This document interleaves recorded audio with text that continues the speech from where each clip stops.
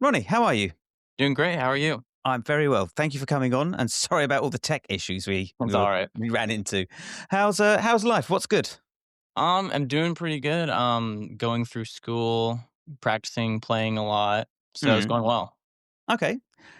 So I'll touch this right on the subject for anyone that hasn't heard of you. You're 16, I'm 16. Yeah. 16, and I've started using Instagram as kind of a tool for discovering new people and new players, and I just hmm kind of let the algorithm do its thing. And every now and then, usually once a week, once or twice a week, I get a new reel or a new video, and it's somebody playing. And one of your videos cropped up.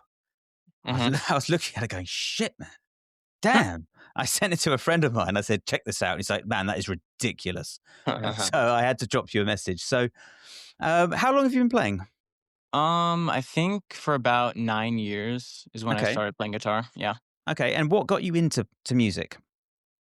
I started playing piano when I was 5, Right. so I was doing that, and so then a couple years later, I picked up the guitar and started learning it. So, Okay. And what prompted the switch?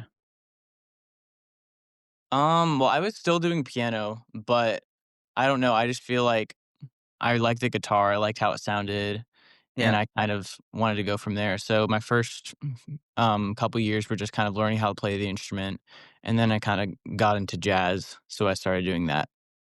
Okay, and that was another big question. Is you usually so I do a lot of teaching. I teach kids from about ages. I think my youngest student's about 6, and they go up to about Wow. sort of 18, 19. Nice. And first of all, it's difficult to get kids at that age to start listening to music, but to get them to listen to jazz is almost it's like it's something I don't even bother trying. Yeah. So, what was it that brought you to jazz then? I mean, I when I was my mom's a classical pianist, so I listened to Hmm. a lot of classical music growing up, when I Okay. was really, really young. So, I mean, I listened to a lot of Bach, a lot of Beethoven, all those that kind of stuff, but I wasn't super I was definitely actually exposed to jazz a lot. My dad likes jazz. My family listens to jazz a fair bit. So, Okay. definitely in my early years, I was exposed to it, which was really good for me. Yeah, I mean, I mean, you said that your mum plays, and you say your dad plays, My dad doesn't well, he used to play classical viola, but he definitely can still play, so he obviously is very musical as well. and you have music on in the house a lot. A lot, yeah, especially when I was really young, I would watch videos of Bach and different classical music, and I think when I was, like, 3 or something, Mm, I was watching a video of I think it was David Frey or somebody playing Bach, and I yeah. would hit the space bar at the end of the video and have it repeat over and over and over. So I was obviously very invested in the music world. Okay, all right. So, I mean, I I've got a few of my students who kind of they sort of struggle with playing, and when I ask them like, what kind of music do you listen to? They're like, well, I don't listen to music. And first of all, I think that's just bonkers to be having music lessons and not listening to music. I said Yeah, I yeah, said to one kid, I said, it's like imagine if you tried to learn French, but you never listened to a French person speak. right. Yeah, yeah, You that's wouldn't. right. You're just trying to learn it from a book. You'd never get there. It wouldn't sound right. It doesn't Right, like. So you've got to be listening to music and like having it on around the house, having it in the car, absolutely. putting it on your iPod, in your earpods, and all that kind of stuff is just. Right. It's like it's the superpower to learning music that no one talks about, and Mhm. everyone just kind of assumes that everybody's listening. But I don't know. Maybe it's the availability of music is now Yeah, so easy and it's free, yeah, and nobody's really listening. And I think that's probably this weird correlation. right, yeah. So yeah, I mean, having music on around the house all the time, picking up instruments, parents play. I mean, it would have been difficult for you to not play an instrument, wouldn't it? Right, yeah, yeah. Okay. And so when did you like? I think I read on your Instagram about the teacher that you had. Mhm. Tell me about him. So my first teacher, Matt Dingeldine, first taught me guitar, and I took with him for a few years. So he definitely helped me grow a lot in terms of, turning into a jazz player because he plays all styles, so he taught me the fundamentals of guitar and Okay. taught me how to get into jazz. So he was my Okay. first teacher, yeah. And what were those kind of early days picking up jazz tunes? What were they? What sort of tunes were you going through? How were you and how were you approaching playing them as well? I mean, if you were 6, 7, or were you older Yeah, than that? yeah, yeah. Like, you can't get your hand around the neck. Were you on small, Yeah, tiny mhm. guitars or Yeah, it was obviously a very big instrument. It was very hard to kind of get my hands around the neck and everything, but, I mean, I practiced every day and just was diligent in the way I did it, so Okay. eventually kind of grew into it, I guess you could say. Okay, and you said you practice every day. Was that something that had to be kind of reminded of you, like you need to go and do your practice, or was it something that you just did because you wanted to? I think at the start, it was a little bit of like, because I took piano lessons and I would practice every day for that, and so I would basically do the same thing for guitar. Because right when I started, it was just like another instrument, but Yeah, then, like, as time went by, I kind of got into it and realized that I really wanted to go far, um, in the guitar world, so I yeah. started practicing more and more and being very, mindful of how I wanted to practice. At that young age as well. I think so, yeah. Okay, and I mean, what sort of players were you sort of drawn to? I mean, obviously a lot of the old school, like Wes Montgomery was probably my main guy, still Mm, is, but yeah, he was definitely a big inspiration because I transcribed a lot of him. Charlie Parker is another one, Dizzy Gillespie, John Coltrane, Bill Evans. All those yeah, guys were sort of my building blocks in terms of like listening and getting better. So, yeah. And how do you view getting better? So actually, so one of the questions I always ask, like you're the youngest person I've had on. I think the average age of my guess is probably about 40. And so one of the mhm, questions I always ask is, what does getting better mean to you, and how has it changed over the years? it's a good, Um, but yeah. it's kind of difficult to ask you that because I don't know. I don't know. Do you feel like you're still in the early stages, or do you feel like no? I don't. I don't know. So I mean, Yeah, what does getting better look like to you? that's a good question. I mean, obviously you can't notice really if like by getting better day to day, but over maybe a Mm, couple months or a year, you definitely realize like maturity in terms of the instrument. But it can be frustrating, like when you really want to grow and you really want to get better, but just in a few, you're looking back in the course of like a couple days that mm, you're not substantially better than you were. So it can be discouraging. But when you look at the long term kind of effects of working hard and getting better, then yeah. it's just a process, so you have to be patient and you have to strive and go through the the hard times and difficult things you have to do, but Yeah, the struggle bus. yeah, So, yeah, I mean, I think one of the things that I kind of lean into when I'm doing something new is like, this is gonna suck for a month, and I'm just gonna have to lean into it. But eventually, like, things will start to click.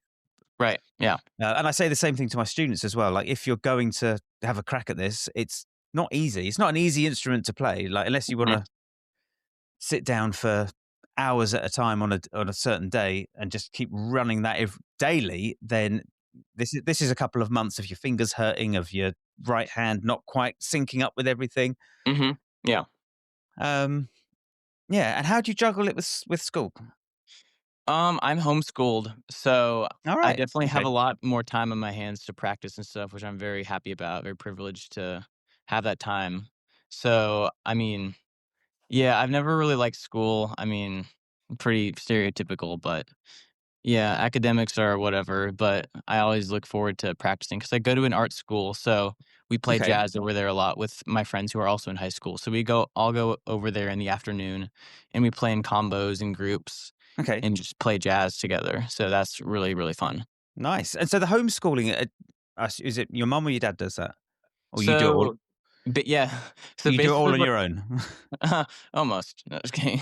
Well, so basically what it is, we have like a co-op thing.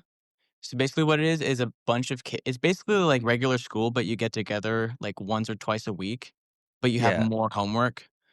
So it's Okay. basically just like school, but less often, but it's the same kind of work, same kind of stuff. So you get regular teachers and Right.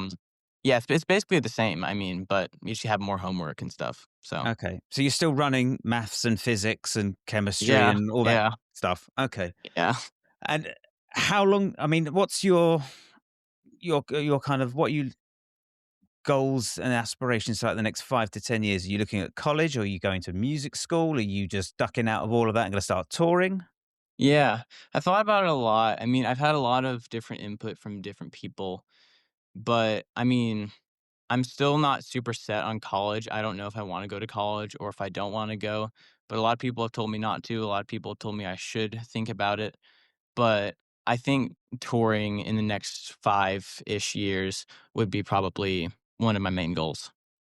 Definitely. Okay. And how are you with getting into bars and venues and playing shows? Do they allow you in at 16? Yeah, that's a good question. I some certain ones don't. I've looked at some in America, and so a lot of them don't allow people in if they're obviously like not 21 or at a drinking age or anything. But Okay. yeah, it's just something to look at, but I definitely have It's just one looked thing, at. Yeah, another thing to negotiate round. right, yeah. Okay. And what were the first like some I think it was the tune that I saw, I think it was a might have been a Joe Pass tune that I saw you play. Or a Really. Hez tune. Oh yeah, I can't remember the name of the piece, but Mhm, it was definitely like a solo guitar kind of piece that you'd either arranged or you just transcribed it from somebody else. What were the first sort mhm. of couple of tunes that you tackled at that? When I was young, Yeah. I think it was probably Satin Doll, Autumn Leaves, and maybe Tune Up or something. Some of the stereotypical ones that you learn first, like all the Yeah. standards and Duke Ellington tunes, Take the A Train, and Yeah, kind yeah. of simple stuff like that. Okay, because I'm now like I tried for years to kind of get into jazz. So, like when I was at college 20 years ago, there was uh, we did one of the terms or one of the semesters at college was a jazz term, and Mhm, I desperately tried to get into it. I thought this is kind of the stuff that I should be playing, and I went and had a couple of private lessons, and I came back after about the third lesson. I came back and I said to my teacher, I said the thing is I'm not getting it. And I said, "The reason I'm not getting it is because I don't listen to it. Like, right. I'll go through the tunes now. We'll read the pad. We'll go through the tune, but when I leave here and I drive home, I'm listening to Soundgarden, Nirvana, Pearl Yeah, Jam, that right. kind of I'm not listening to it." Um, and he said, "Well, if you're not listening to it, there's no point learning it because you're That's right. just it's like the thing I said about trying to learn French. You're not gonna get the language. You're not gonna pick it up." Absolutely. Yeah. But I say in the last 6 months, I watched do you know a guy called Danny Rabin? I don't know. I He's haven't heard that name.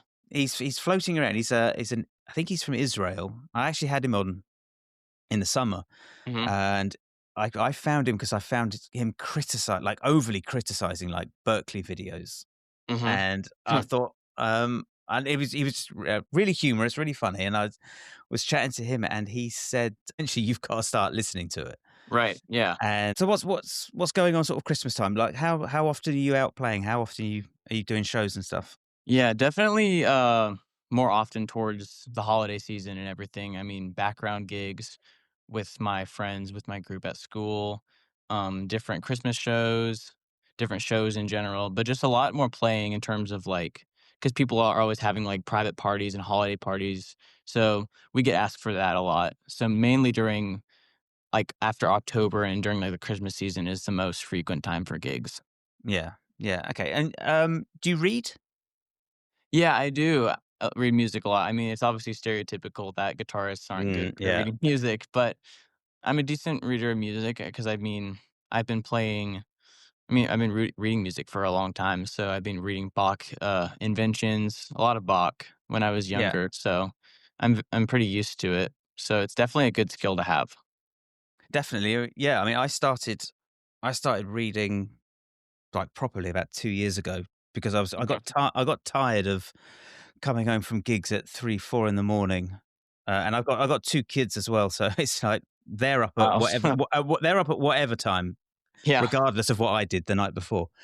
And I spoke to a friend, and he said, "Why don't you start doing like theatre gigs and pit gigs because they're done by 10 o'clock, and you can be home by 11, depending on where the Yeah. theatre is." I was like, "Damn!" They said, "Yeah, but my reading." He said, just spend 6 months, go through a couple of books, Yeah. and then start taking gigs." And Yeah. yeah, I love doing it now. Like I've got um, a couple of panto shows. Do you have panto in the States?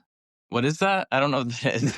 I have no clue. I think it's an English thing. So every Christmas, nearly every theatre in the country puts on a pantomime, and it's a show like an old fable show, like Cinderella, Sleeping Yeah. Beauty, Aladdin. Um, and the shows run for about a month, and it's yeah, it's kind of like a Christmas tradition. But yeah, so I've got a couple of those coming up in the next couple of weeks. But yeah, Cool. learning how to read, it felt like it just opened up this huge door.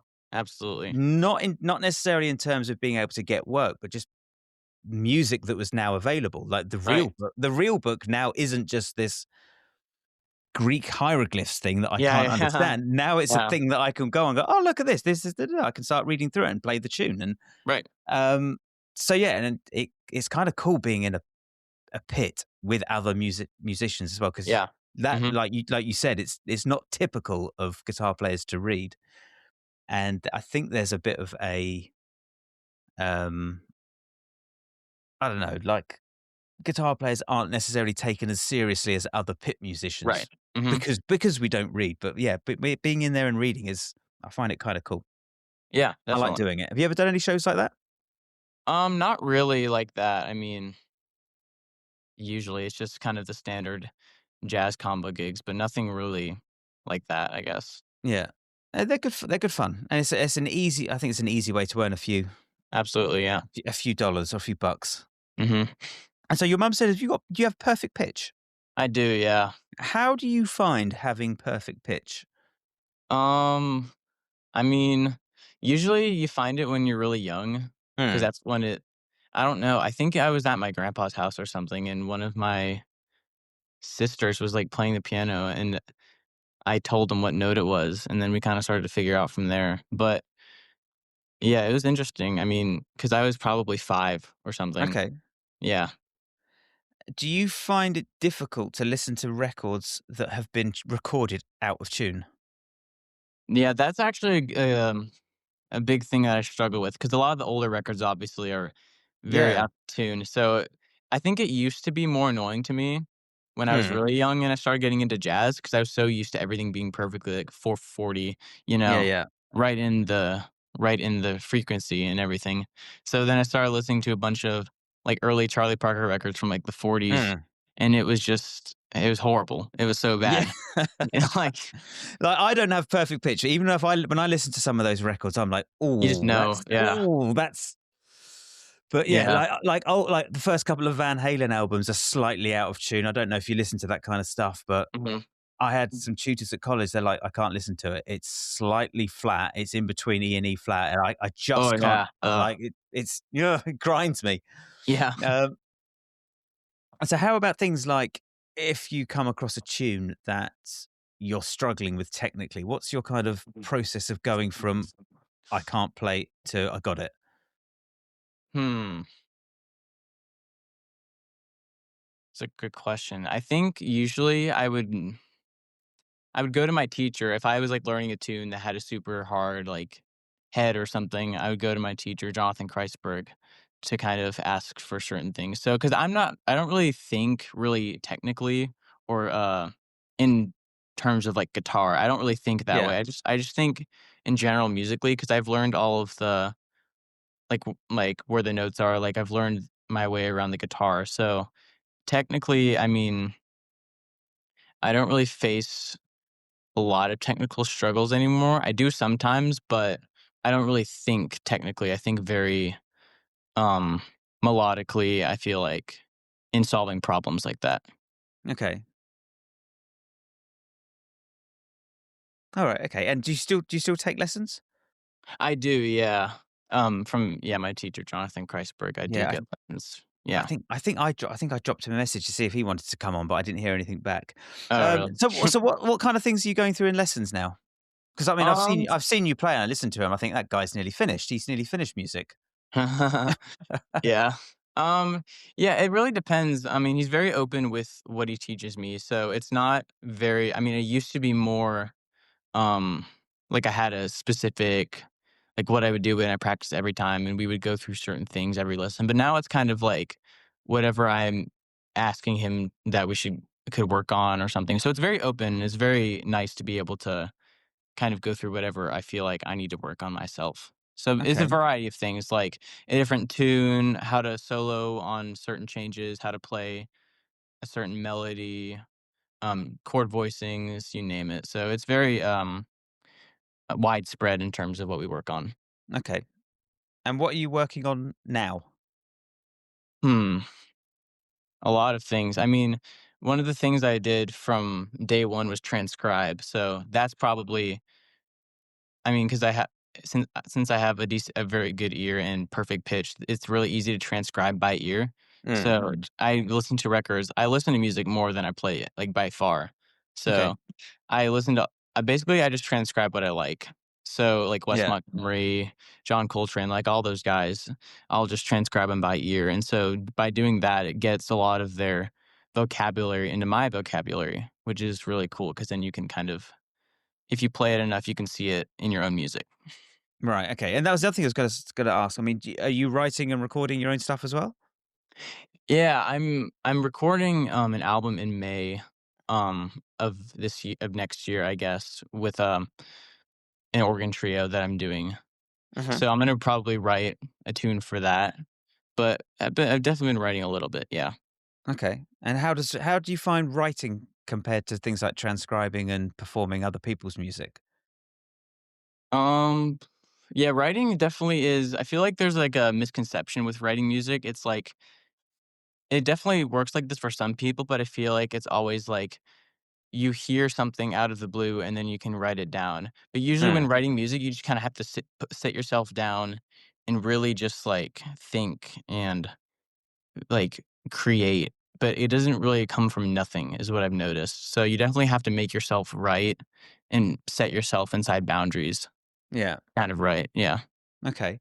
Uh, do you, I mean, you've kind of touched on this a little bit, but are there any sort of challenges or roadblocks that you've got at the moment? Like, do you ever sit down and think, do you know what? I really want to work on this.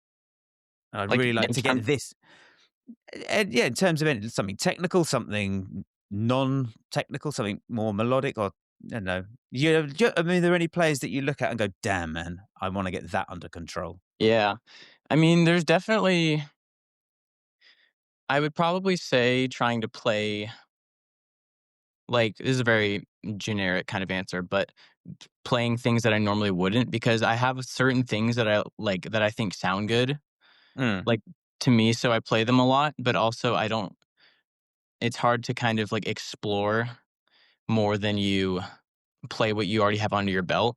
So yeah, I think it's a big thing for a lot of artists and guitarists, but just being more creative and kind of exploring things that you haven't messed with yet and just yeah. trying to find new things that sound good. Okay. And do you ever listen to people outside of jazz to kind of draw influences that way? I don't, but I No. probably should. I listen to a little bit of classical music. I've loved classical music obviously for a while because I've been listening to it for a long time. So Bach is probably maybe my biggest musical inspiration because I mean, I've been looking at him for a long time and he's such a musical like mastermind. Mm. So definitely a lot of classical music, but not much of anything else. Okay, so you never explored Ingve Malmsteen or anything like that, or Probably not because I don't no? know what that is. All right. Okay. All right. Okay. So yeah, so I had this chat with a friend of mine, and he posted a video of him playing, and I said, "You don't take this the wrong way, but you need to work on your bending and vibrato. It's a little flat." Hmm. Yeah. And he kind of got his back up, and I said, look, don't take it the wrong way. Look, it's a little out of tune. Your bending's a little out of tune, and your vibrato is Mhm. it's not. You haven't got control of it." Right. And I said, "Well, you should listen to." So Ingve Malmsteen, it was one of the like 80s, early 90s shred guys that was doing the rounds Yeah. back then, and I said, "You should listen to him because his rock vibrato is just killer." Yeah. Um, and he said, "I don't listen to that kind of stuff. I don't like it. I'm not interested in it." I said, "That's fine, but you should check out his vibrato because Mhm. I think it would suit your." And yeah, Right. he wasn't having it, and I felt like a little hard done by because I was, Mhm. you're only trying to help some people, but Right.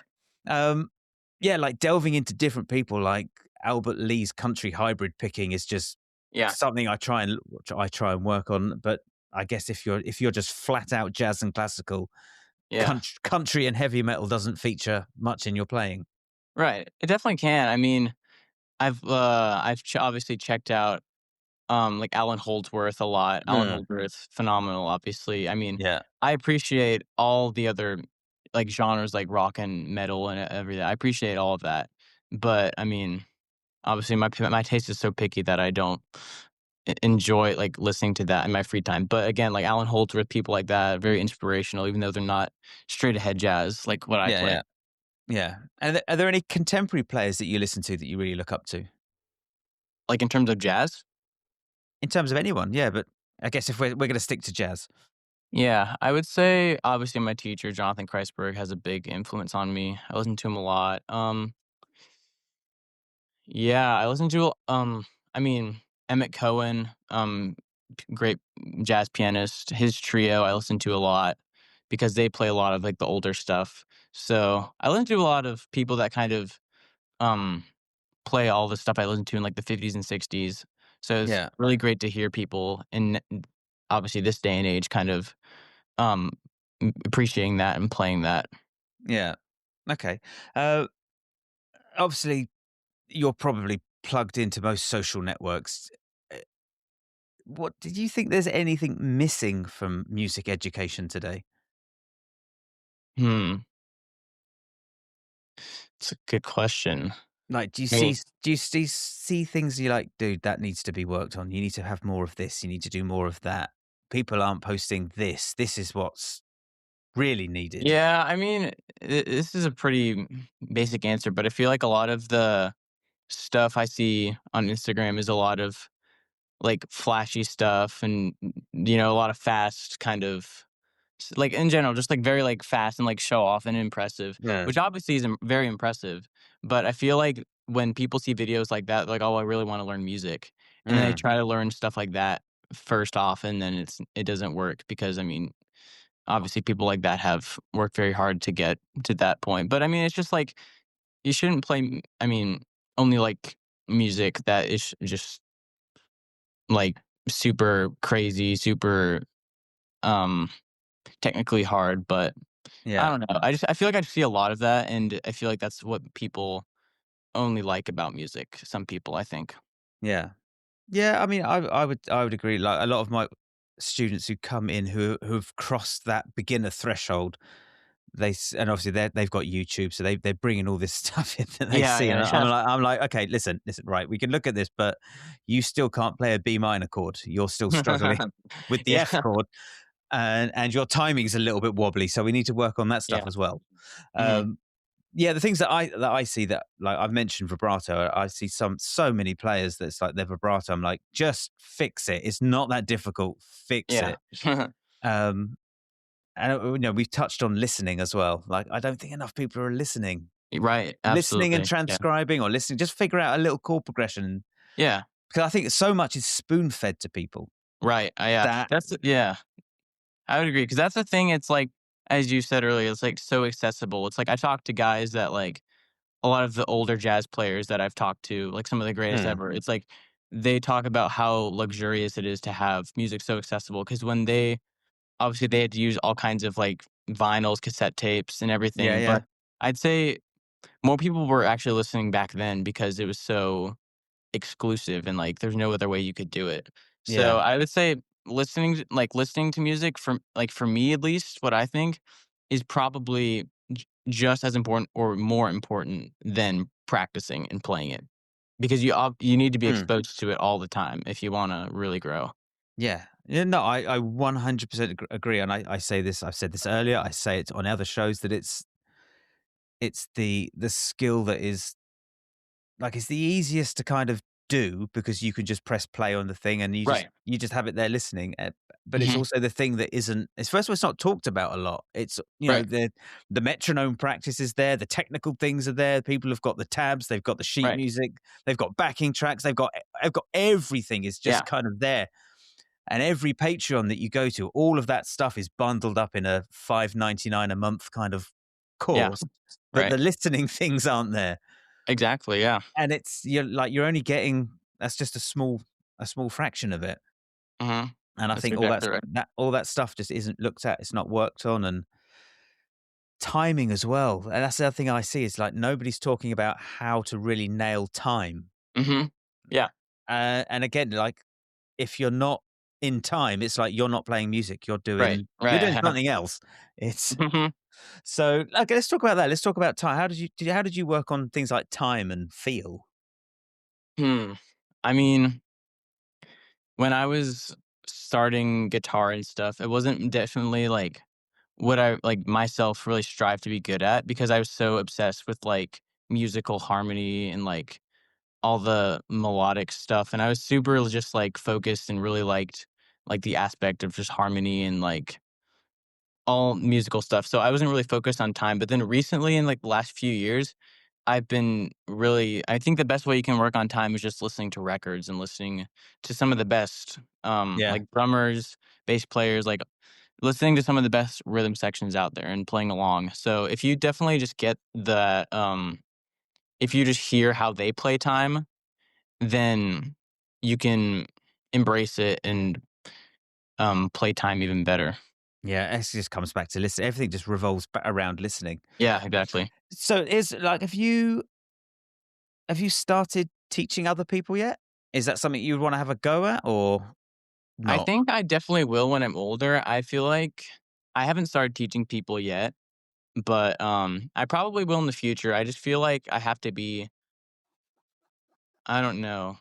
It's a Oh, hard question to ask older? when yeah, I mean, yeah, because 'cause I'm 16 and, I don't I kinda wanna have everything under my belt before I kind of go into that. Because if there's certain questions that I can't answer, um, and I can't could I could tell you with a certain degree of confidence that there aren't any questions that I don't think you could answer because really, the yeah. kind of questions you get are yeah, they're easily answerable. And so if you were to do that, if you were to start teaching, like what would your approach be? How what would you start people off on? It depends on who I'm teaching, but I would definitely focus on, improvisation probably, because I mean, Mhm. that's something I like a lot, and I like, creating and creating solos and everything. I think it's a very cool thing. So I think that would probably be the thing I focus most on, especially for guitar players because obviously guitar isn't, like, the most prominent or the most popular, like, jazz instrument. Because I mean, it was kind Yeah. of, you know, it was mostly just piano, bass, drums, a couple horn players. So guitar was kind of like it was used, but I think for jazz, guitar is a really, really cool, and diverse instrument. So I think in terms of jazz, I would just probably teach them, um, to transcribe, to improvise, to, train their ear, Yeah. obviously, to have a really good ear for listening. So probably mostly listening and improvising bass, probably. Yeah. Yeah, that's a good place to start. And what's your approach to improv? Hmm. I Is mean, it it dep are you doing it completely by ear? I mean, if you hear a chord progression, are you like, "I know exactly what those chords are." yeah, it for me, my ears obviously, my ear's very good. I've worked on it a lot in the past. So I definitely most of my playing is by ear because I mean, if I've studied the chord progression enough, um, then I know it and I Mm, memorized it. So just practicing soloing on it like all the time and just getting the chords in your ears, getting it all under your belt. So yeah, I definitely view it more. I don't think a lot when I solo. I just try to make it sound the best that I can. I don't know, get more simple. Yeah, so, because I so don't yeah, yeah, I'm not an overthinker really in terms okay. of music. I just try to, play a solo that's enjoyable, that has an arc to it, um, Yeah, I also think that certain notes, like, for the way I look at it in soloing is, like, I see certain notes with different, feelings almost, Yeah. 'cause if like playing a certain note in a certain chord would give it a different sound than this other note. So I Yeah. try to give it emotion to it and different feeling to it, I guess, is something I look at a lot. Okay. So there are a lot of people, I think most people struggle to think of improvising that way. And I think having perfect pitch, you kind of bypass Right. this area that I think a lot of guitar players struggle with. So if we took a simple jazz progression like a 2-5-1, where so are you thinking specific notes over that two chord? Are you not thinking notes at all and you're just trying to connect what you hear in your head out of the guitar? Yeah. Are you thinking, all right, this is D minor, so I'm now going to be playing these notes. I'm going to start with the triads. Maybe I'll do a couple of enclosures. Or you not? Does your brain not work like that?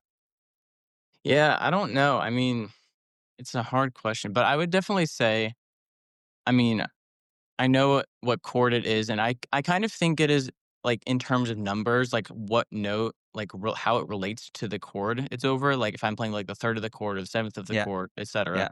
So I kind of think how that relates to it, and, yeah, I basically just think in a lot of numbers, I think, when I'm thinking of the chord and thinking of notes to play. Right. Okay. All right. So you're here. We are over the D minor. You're thinking, I'll use the third over this, the flat third over this, and I'm going to use that Yeah. as. Maybe I'll hold on that as it moves to the five, which will Yeah, then give me yeah. the seventh, and then I can drop it a semitone to land on the as it lands on the one chord. Yeah, yeah. Kinda like that, yeah. Okay. Because I think a lot of people struggle with that. I think a lot of people are stuck in scales. They're stuck in scale boxes and Right. shapes, and breaking out of that to make it sound musical is, I think it's one of the biggest challenges for guitar players. I think because when we learn scales, it's usually box shapes, and Right, yeah. it's difficult to get that to sound musical. Was that your approach to learning scales or anything, or were you all just these are the Mhm. notes? I know what they are. I can. Yeah, I mean, I definitely started out like that, like learning obviously scales, which notes belong in the chord. But then after that, like the more I listened, the more I learned like bebop vocabulary Hmm. and you know, learning certain lines. It's like if you're playing and listening to it all the time, you can kind of get the sound of bebop kind of like in your playing. So I don't know. I think definitely at the start it was a mix of learning scales and learning the rules, I guess you could say. Yeah. But and then you can kind of play around inside the rules and outside the rules, you know? It's like you have a set of, like, what notes are in the chord, and you can kind of float around that. But, I mean, definitely at the start, I was more scale-based, but now I've kind of grown into, more Hmm. complex bebop stuff. Okay. And do you think having perfect pitch has been a help or a hindrance? Yeah, that's a question I get a lot. I mean, from people that are like, "Oh, you have perfect pitch. Is that's so good." Well, in reality, it's not always great because if I learn a tune like really well, or if I'm used to hearing a tune in a certain key, Yeah. and so you'll play, someone calls that tune in another key, it's like Yeah. it's terrible because you're so Okay. because you're so used to hearing it in one key and playing it in one key because Right. it's not like you can just shift like, into it like, the next key and play exactly the same, because if you hear something a certain way, if you have a good ear and you hear something this certain way the first time, and then you play it a totally different way, it's a totally different world, and it's super, super difficult for me, Okay. especially. Is it harder if the pieces are closer in key to the original or further away? I So don't know. if you had to do Autumn Leaves in A flat minor, is that harder than doing it in E minor? Oh, I haven't really thought about that. I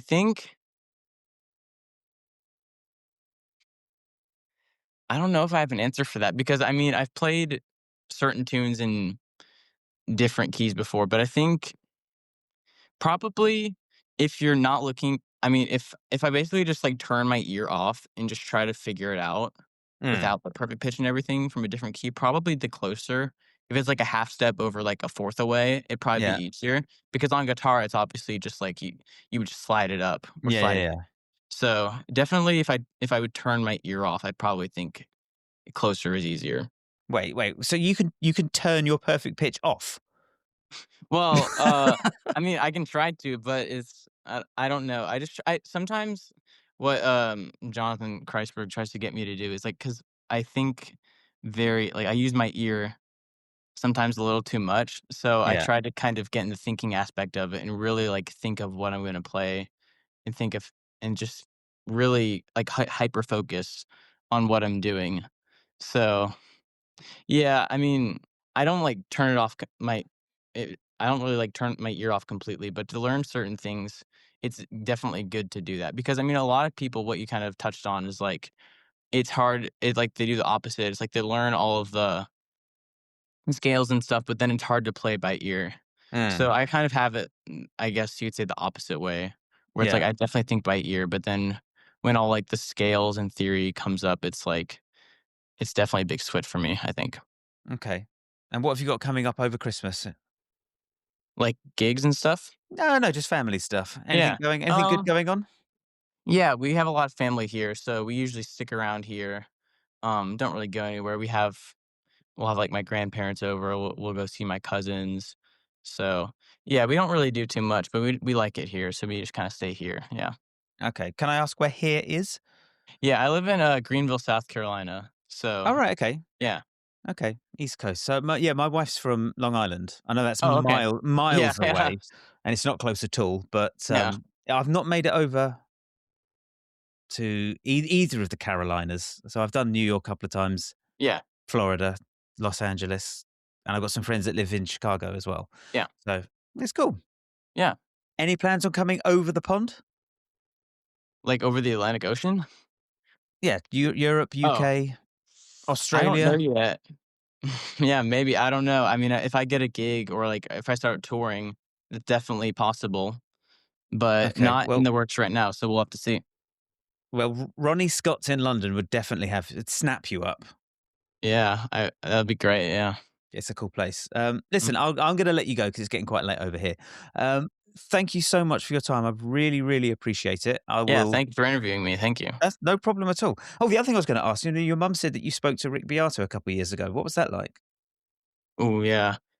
That was a long time I think I was Okay. probably yeah, I was, like, 7, but we did Oh, right. this is I think Fucking hell. yeah, Okay. I think this was before he blew up, but, like, he Yeah, totally your mum said that. exploded. Yeah, so, I mean, we talked about, like, perfect pitch and everything because his son obviously has perfect pitch, and Yeah. he talked about that a lot, so, I don't remember too much, but he definitely asked me about it, but it was Yeah. pretty cool, I think, yeah.